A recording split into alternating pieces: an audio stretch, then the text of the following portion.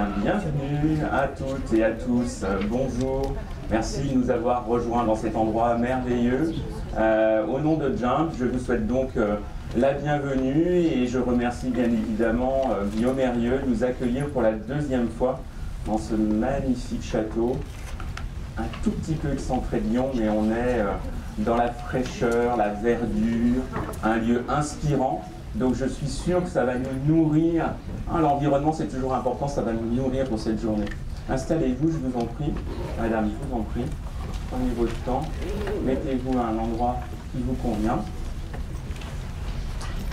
Bien, du coup, je vais très rapidement essayer de planter le décor de cette journée et puis de ce qui fait que nous sommes là, ici.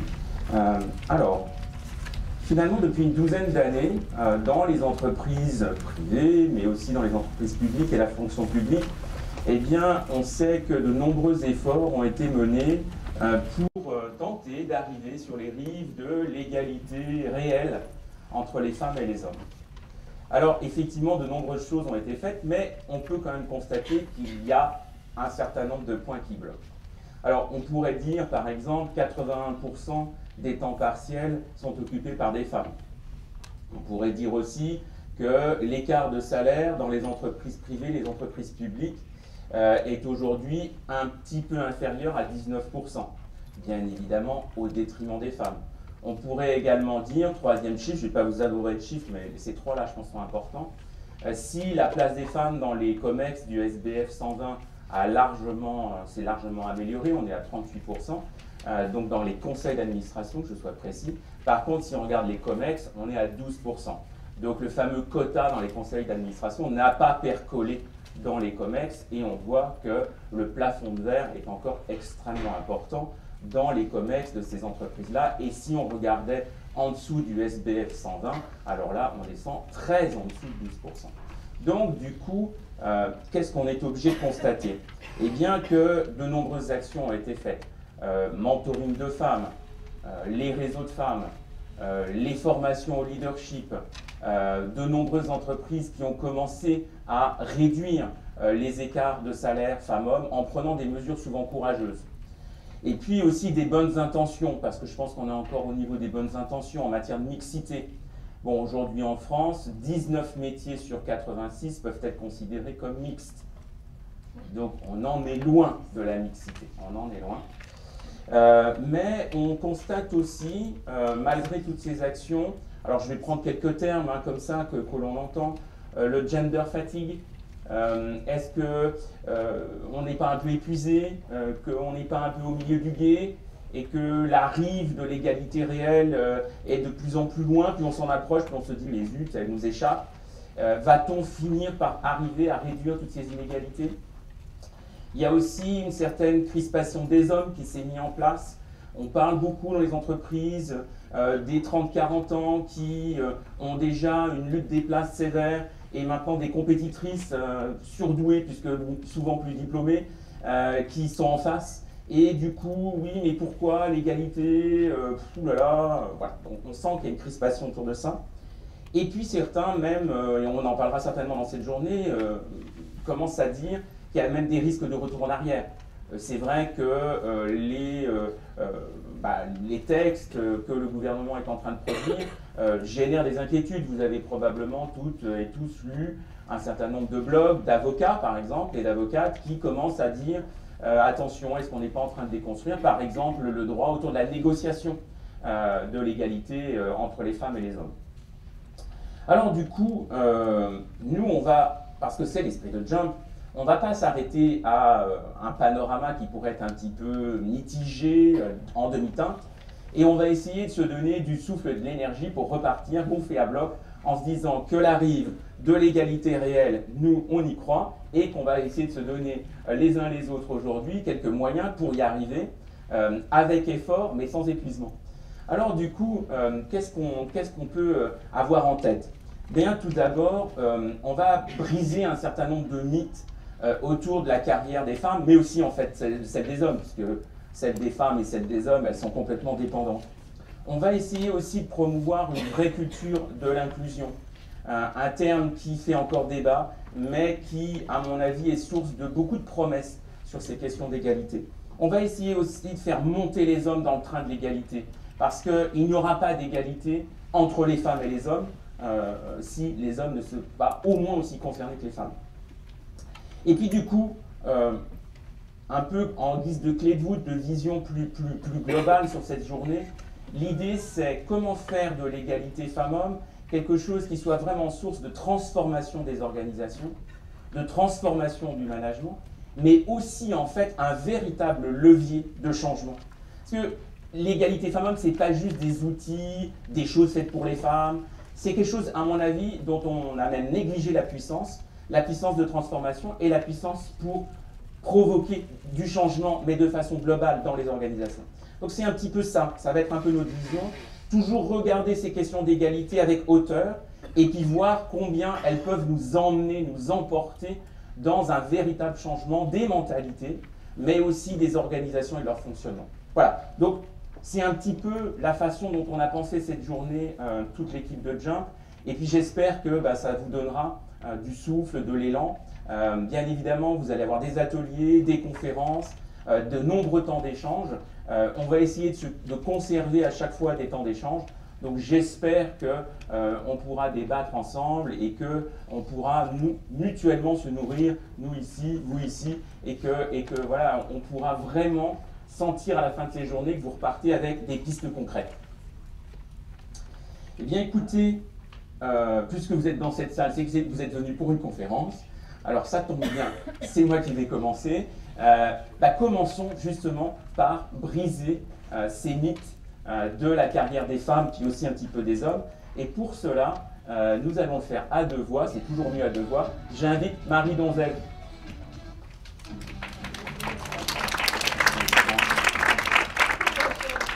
Alors, bonjour alors. Marie Donzel. Marie, je me permets de la présenter, mais je pense que vous êtes très nombreuses et nombreux à déjà la connaître. Marie dirige Donzel et compagnie, société qu'elle a créée. Elle enseigne dans de nombreux établissements d'enseignement supérieur. Quelques-uns. Oui, mais à partir de 2, on a le droit de dire nombreux. Et c'est plus que 2. Ensuite, bien évidemment, tu es autrice de nombreux ouvrages, dont des ouvrages de cuisine. Et tu tiens beaucoup à ce que je dise, donc voilà, et peut-être que tu nous expliqueras même pourquoi. Et puis tu es une blogueuse extrêmement connue.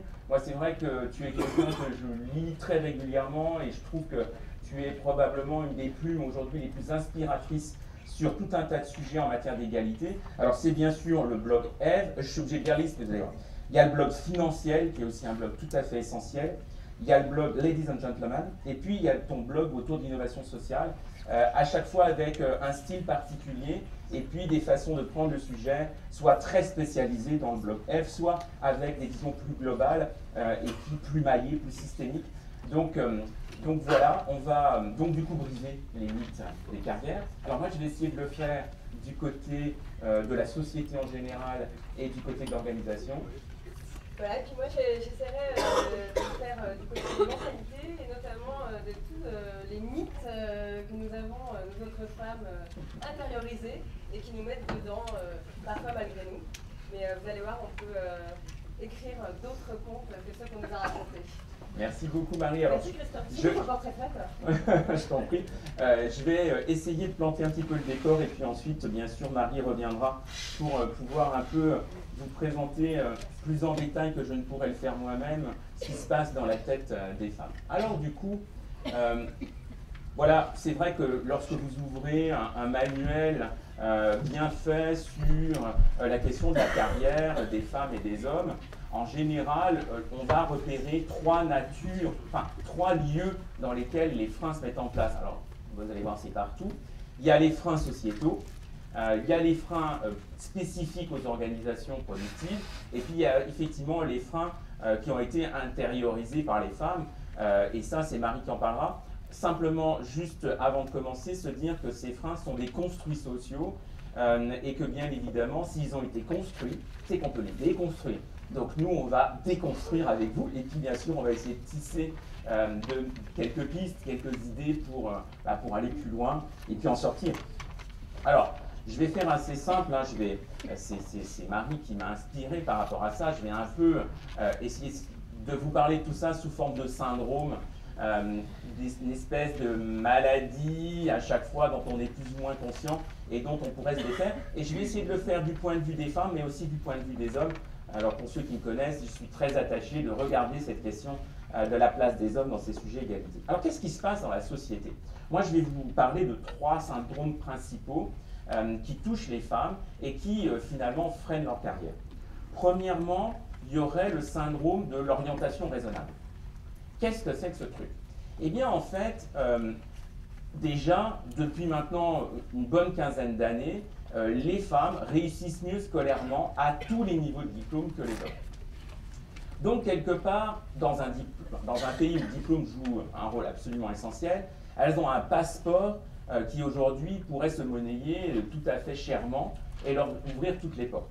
Je l'ai dit tout à l'heure, elles sont malheureusement concentrées dans un très petit nombre de métiers.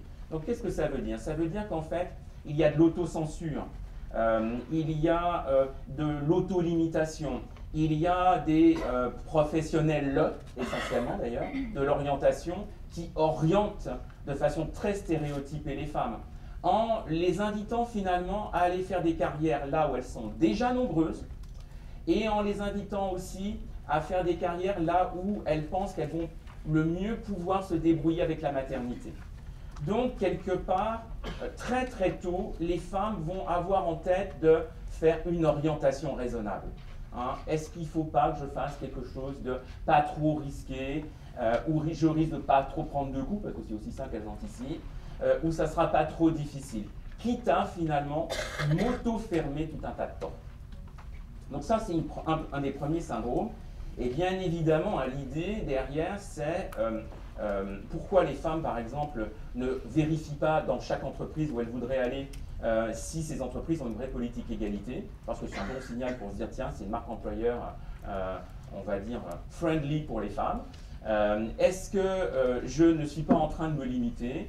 Est-ce que je ne pourrais pas inventer de nouvelles façons de faire? Donc on voit qu'il y a probablement là un travail qui peut être fait, mais qui est bien évidemment à faire dans le système d'orientation. Hein. Les personnes qui jouent un rôle dans l'orientation, les parents, le système scolaire, ont probablement beaucoup évolué.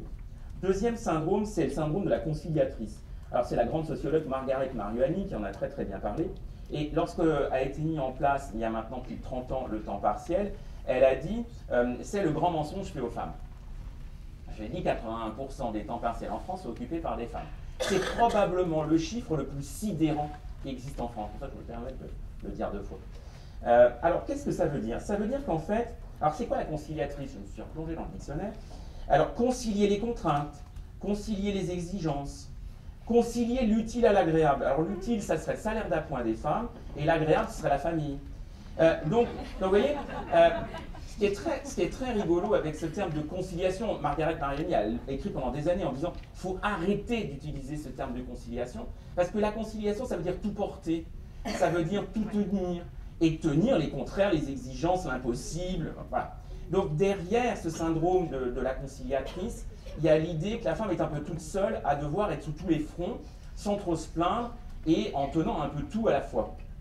Alors bien évidemment, on voit bien que en cherchant à tout concilier, enfants, famille, travail, vie associative, il y a la Wonder Woman qui pointe son nez derrière. Et alors Marie y reviendra certainement, mais bon, moi je suis beaucoup moins heureux que certains à voir la réussite du fameux film sur Wonder Woman, parce que je ne suis pas sûr que le but de toutes les femmes, ça soit de devenir une sorte de copie de Superman, parce que je ne trouve pas que ce soit une réussite non plus Superman. Enfin bon, on en parlera ensemble. Syndrome de la conjointe suiveuse, troisième syndrome. Alors c'est quelque chose qui est extrêmement étudié en sciences de gestion. Moi je fais de la recherche depuis des années sur la gestion de carrière. Et donc, dès qu'on parle de gestion de carrière, il y a un moment où on doit parler des couples à double carrière, par exemple. Vous savez qu'on est dans une société de plus en plus homogame du point de vue du diplôme. Les gens se rencontrent de plus en plus en raison de niveaux de diplôme similaires. Et en fait, cette situation assez récente du point de vue sociologique, sur un temps long, fait que des hommes et des femmes se retrouvent... je vous en prie, vous pouvez vous mettre là, madame, si vous voulez. Pas de souci. Les hommes et les femmes se retrouvent dans des situations où, en fait, eh bien, il y a une tension autour de ça. Alors, on va faire très simple. Hein. Aujourd'hui, en France, 36% des revenus du couple sont dus aux femmes. 64% dus aux hommes. Donc, la plupart du temps, ce qui va se passer, c'est que les plus hauts revenus de monsieur, dus entre autres aux écarts de salaire, vont faire que monsieur va dire oui, mais comme je gagne plus, bah, ta carrière est mise de côté. Par contre, ce qui est intéressant, c'est que dans la tranche des revenus nets 30 000, 59 000 euros, donc qui correspond à des niveaux de couple où on est sur des cadres de proximité, cadres intermédiaires, et bien là, on a des situations de quasi-égalité de revenus entre la femme et l'homme dans le couple.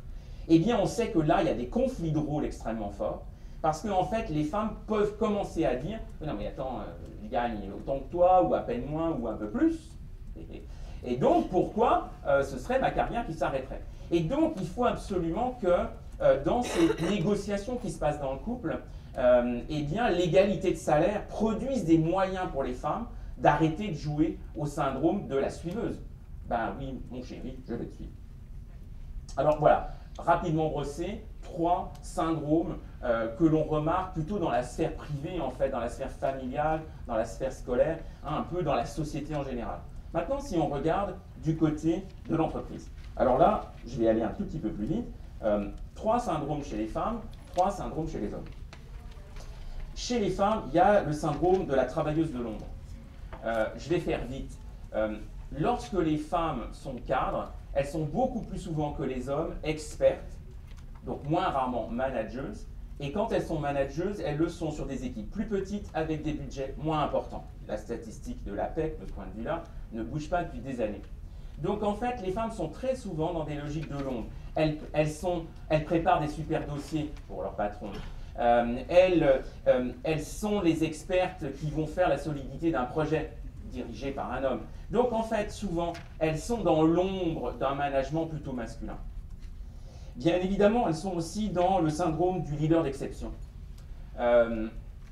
Éternellement, enfin je pense que, Marie, tu en parles souvent, hein, c'est cette question de « Ah, cette femme exceptionnelle ». Alors en français, c'est un mot extrêmement piégeux, parce que exceptionnel, ça veut dire wow, « super », puis ça veut dire aussi l'exception.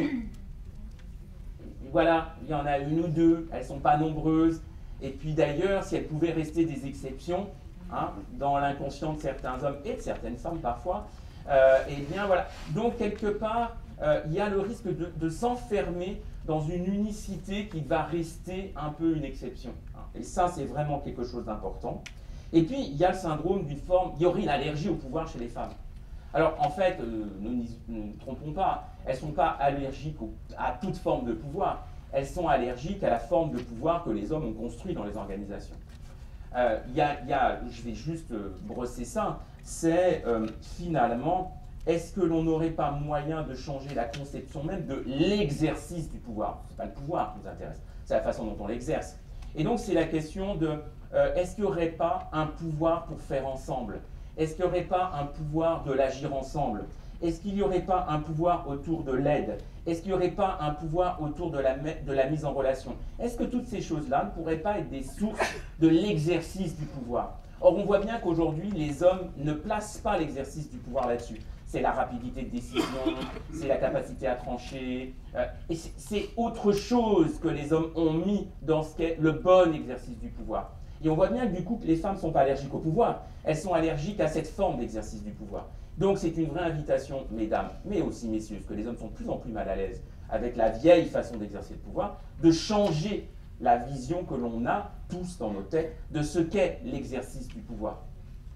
Alors, tout ça c'est bien facile, mais en fait, par effet quasiment de négatif sur une photographie, les hommes ont eux-mêmes peuvent se retrouver, presque malgré eux, malgré leur position dominante dont ils tirent plein d'avantages, à souffrir d'un certain nombre de syndromes dans les organisations.